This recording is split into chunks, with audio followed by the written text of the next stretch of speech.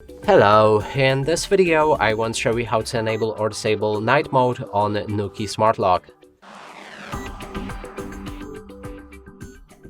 To do this, we'll need to click on our Nuki inside the Nuki app and move to the settings.